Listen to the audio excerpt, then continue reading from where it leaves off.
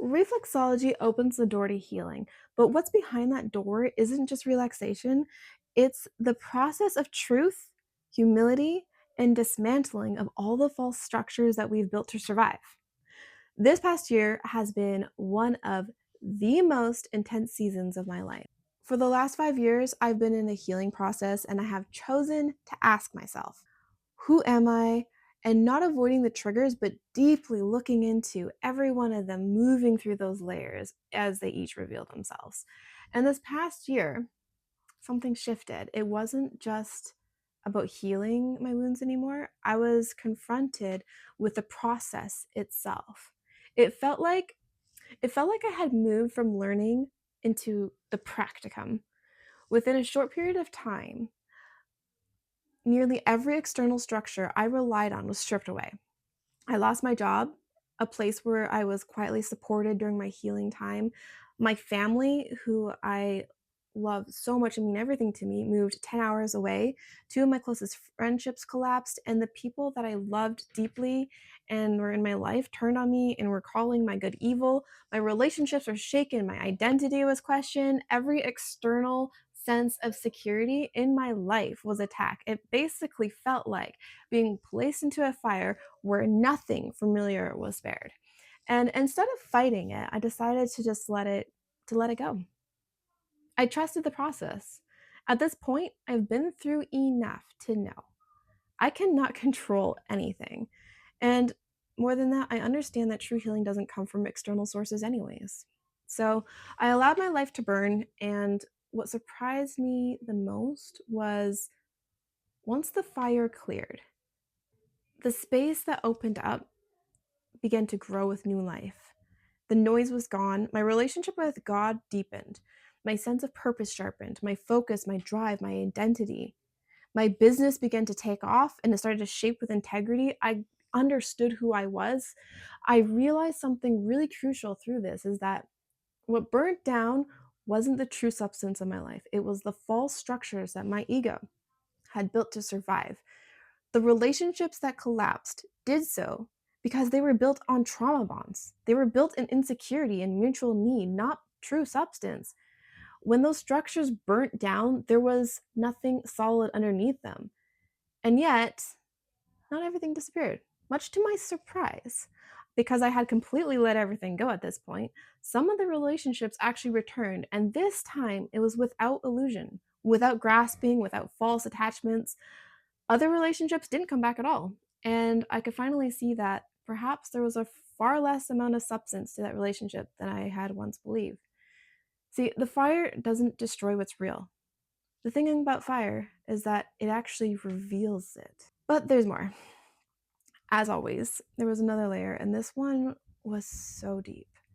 Because I didn't fight the fire and I trusted the process, I truly believe that God trusted me to show me something even more intimate. The hidden motives, the hidden, deepest, darkest motives of my heart. See, in every situation, I could have chosen the victim story.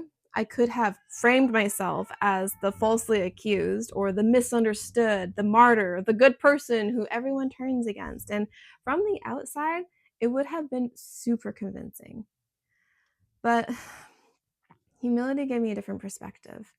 And oh, how humbling it is when you accept responsibility, when you have the right to be the victim.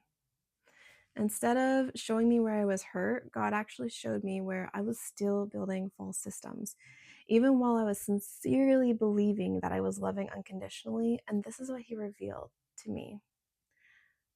Because I truly believed that I loved unconditionally. And in many ways, I really did. But underneath that goodness, my so called man made goodness, there was still a hidden structure operating that I had no idea was even there. I was loving unconditionally so that I would be loved back. I was giving freely so that I could be chosen, accepted, safe, connected. It wasn't out of manipulation. And a lot of people thought that it was. But honestly, it's that unhealed wound. There was deep, deep emptiness in me, a longing for true connection. And because it was so private and so buried beneath my walls, I would create closeness too fast. I would force intimacy and overinvest. I would unconsciously try to force connection to fill a place inside of me that still believed that love had to be earned. It's not evil. Honestly, it's just an unhealed attachment pain, wearing the language of love, or whatever it is we tell ourselves. And I don't believe I would have ever seen it without the fire, or without the humility to let the fire do its work. This is what I now understand about healing. Healing isn't just fixing what happened to us, it's about having the humility to see how we build false structures from our deepest beliefs within ourselves. The mind says, I am good. I'm a good person. I'm doing good things. My motives are good. But honestly, our body and our nervous system are still operating from survival. And God doesn't expose these things to shame us, He exposes them so that we can truly be free. He strips away everything that is false so that we can see that our own worst enemy isn't who we are at a soul level, it's the beliefs that we've been living from. And once those beliefs are exposed, we can finally identify with the truth. This is exactly what I'm offering through reflexology. It's not just about relaxation. I create a space where the body feels safe enough to let its defenses down, where the nervous system can regulate, where people can finally breathe and feel and process, where the truth can surface gently without force for 1 hour fully devoted to you, where you can feel supported enough to look honestly at the root causes of the stress patterns, the cycles, and the stagnation that's in your life. When the body feels safe, humility becomes possible. And when humility is present, real, genuine healing can begin. So, standing on the other side of the fire, I can say this without fear: let it burn. Burn away everything that is false. I want nothing in my life that is flammable. Reflexology opens the door to healing, but what's on the other side of that door is fire. And I am not here to tell you that it's going to be easy, because it is not. But it's not destruction, it's refinement.